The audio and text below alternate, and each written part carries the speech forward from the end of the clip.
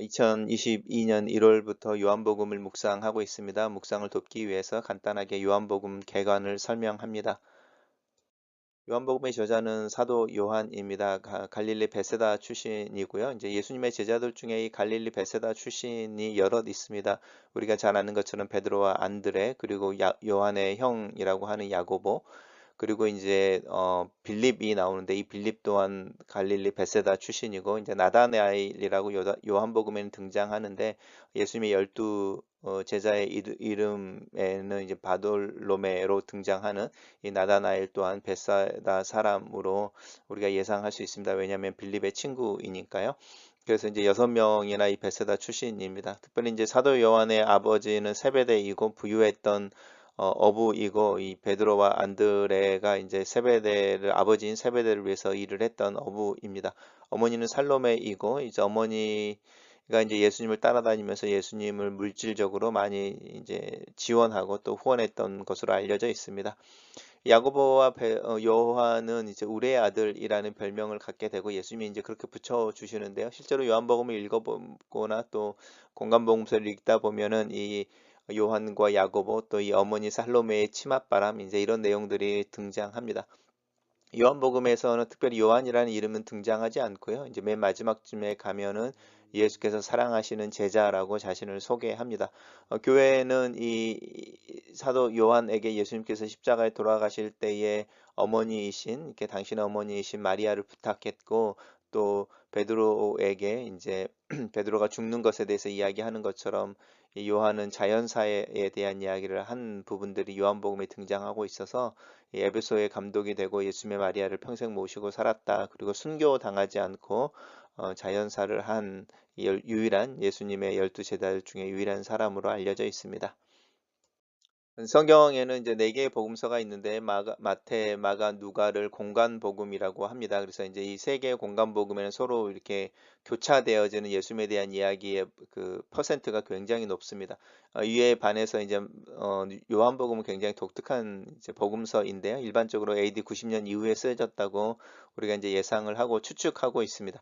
사두개인에 대한 언급이 없는데 요한복음에는 이제 다른 공간 복음서들에는 사두개인들이 예수님에게 나와서 이제 부활에 대해서 논쟁을 한다든지 이제 논쟁을 하는 부분이 있습니다. 사두개인들은 예수님 당시에 바리새인들과 더불어 어떤 이렇게 유대인들의 어떤 지도자의 그룹이었는데, 바리새인들이 굉장히 보수적이고 또 경건한 종교 지도자들이었다고 할 때 이 사두개인들은 이제 정치적인 어떤 영향력을 행사하는 그런 진보적인 사람들이었습니다.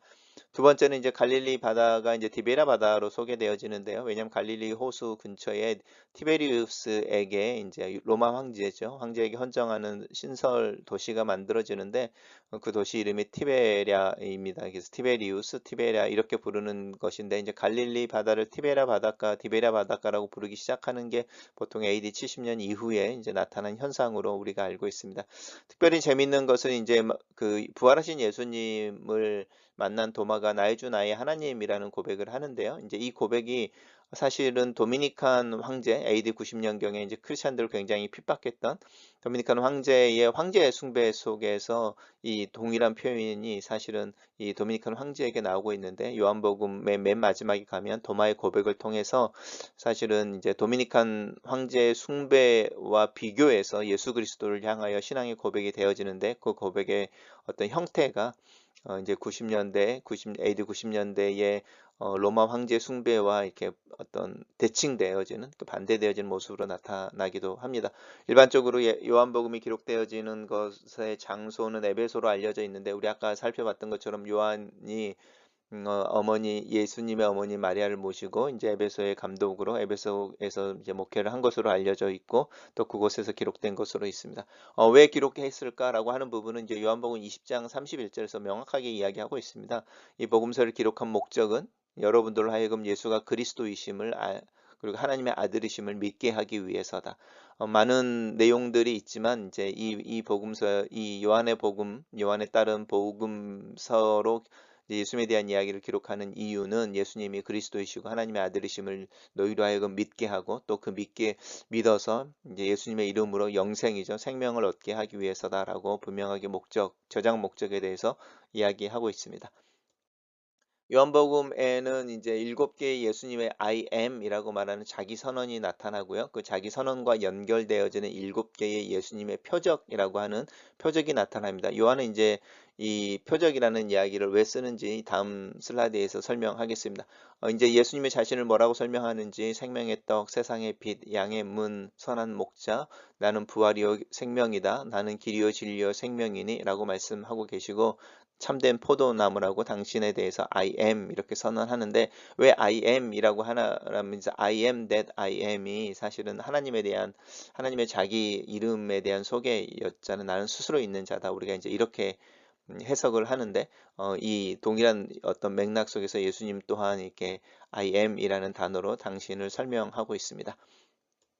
그리고 이제 그것을 드러내는 이제 이야기가 바로 이 7개의 이제 표적이라고 할 수 있습니다. 물로 포도주를 만드시는 것, 또 왕의 신하의 아들을 고치는 거 우리 오늘 묵상했습니다. 38년 된 병자를 고치고 5천 명을 먹이시고 또 물 위로 걸으시고 나면서 소경인 자를 고치시고 그리고 나사로를 살리시는 부분이 나오는데 이 7개의 기적을 통해서 예수님이 I am이라고 했던 내용들을 이렇게 증명해 내십니다. 성경 아까 말씀드린 것처럼 이제 요한복음에서는 기적이라는 말 대신에 표적이라는 말을 쓰는데요. 표적은 사인이라는 뜻이고요. 우리가 길을 걸어가다가 이제 사인 포스트들 볼 때 그것들이 이제 암시하는 게 있죠. 그것들은 그 자체로 의미를 갖는 것이 아니고 그것들이 보여주는 어떤 내용이나 또 이렇게 지적하고 있는 방향들이 있어서 이제 사인이라고 하는 부분, 예수님이 행하신 이런 7가지 기적은 예수님이 하나님의 아들이시고 그리스도이심을 가리키고 있는 증거들이다. 이제 이런 의미에서 표적이라는 단어를 씁니다.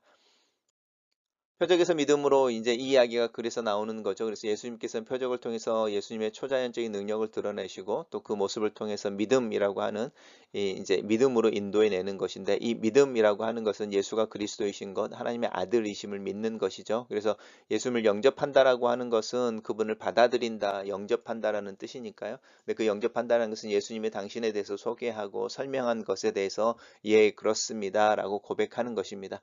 그래서 이제 그렇게 고백하게 될 때 그리스도이신 예수께 나를 이제 의탁하는 것이죠. 부탁하고 또 예수님을 신뢰하는 부분들, 이제 그런 부분들과 관련돼서 믿음이라고 이야기합니다. 그래서 믿음이라고 하는 것은 예수님께서 행하신 이 사인이라고 하는 부분을 통해서 그 사인이 가르치고 있는 예수님의 아이덴티티에 대해서 신뢰하는 거죠. 확신하고 또 그런 그 예수님에게 내 자신을 의탁하는 걸 통해서 믿음이 이제 깊어지고 또 단단해지는 것. 그래서 믿음이라고 하는 것은 사실은 명사라기보다는 예, 동사라고 할 수 있습니다.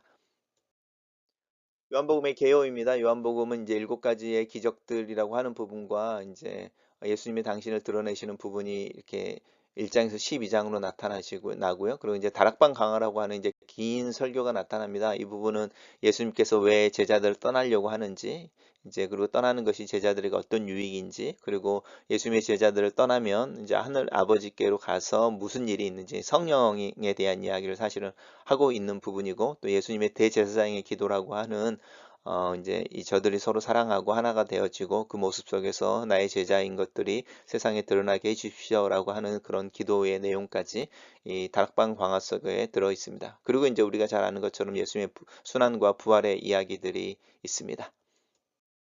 그래서 공간복음서와 비교를 좀 해볼 필요가 있습니다. 제가 말씀드린 것처럼 4개의 복음서 중에 이제 마태, 마가, 누가를 공간복음이라고 그래서 공관이니까 보는 관점이 동일하다는 뜻이고요. 그리고 이제 요한복음은 이 공간복음과 조금 더 구별되어지는 4번째의 복음서로 이제 신약에 들어와 있습니다.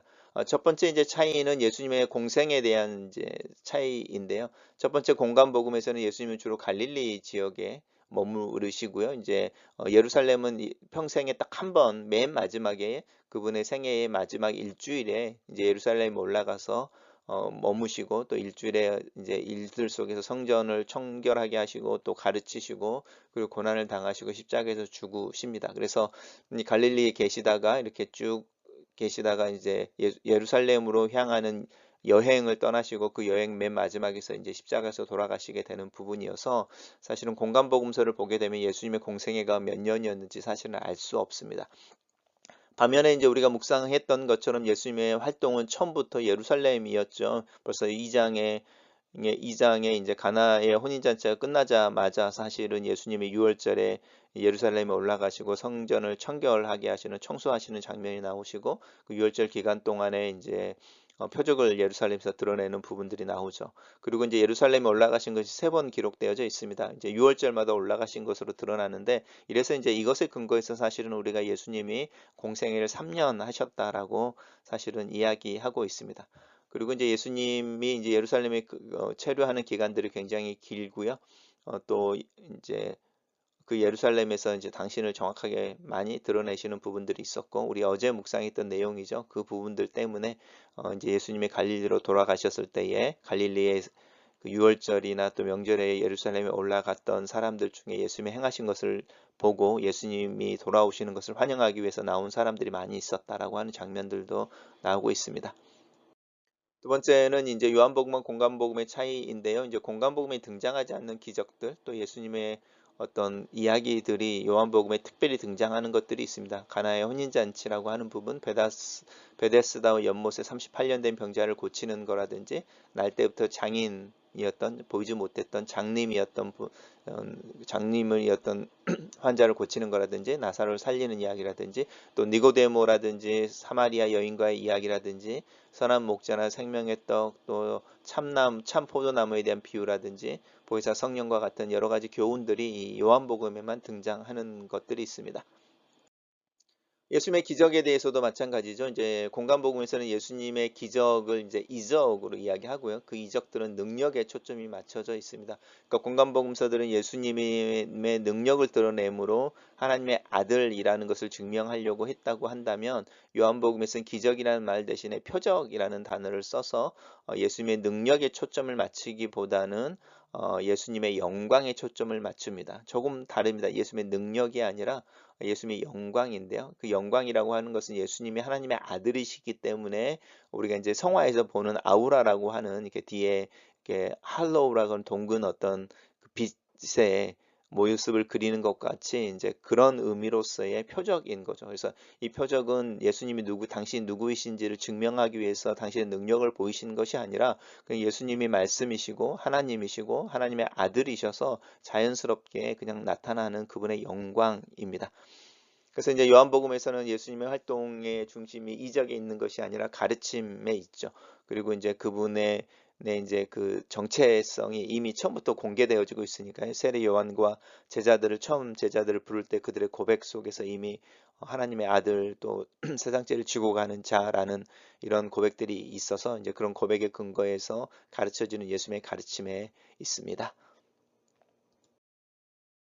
그리고 이제 예수님이 제시되어질 때도 마찬가지입니다. 그래서 공간복음서에서는 약간의 예언자의 모습으로 또 랍비라고 이제 제자들이나 사람들이 이제 불러내는데 이제 교사로서의 그리고 또 이제 치유하시는 분으로서의 예수님이 소개되어지고 있는데 요한복음에서는 이렇게 돌려 말하지 않고 바로 이렇게 보이지 않는 하나님을 드러내신 독생자, 또 이 세상 죄를 지고 가는 어린 양, 그리고 바로 그냥 하나님의 아들, 나의 주, 나의 하나님이라는 고백이 다이렉트로 이렇게 직접적으로 설명되어집니다. 또 예수님의 가르침 또한 공간복음에서는 이제 비유를 통해서 주로 말씀을 하시는데 요한복음에서는 예수님의 당신이 누구이신지를 바로바로 계시하십니다. 우리가 아까 봤던 것처럼 7개의 I am이라는 부분으로 그리고 그 I am을 설명하기 위해서 이제 드러내는 은유가 나타나는 거죠. 나는 선한 목자다. 나는 뭐 포도나무다. 이제 이런 이야기들이 나오게 되는 거죠.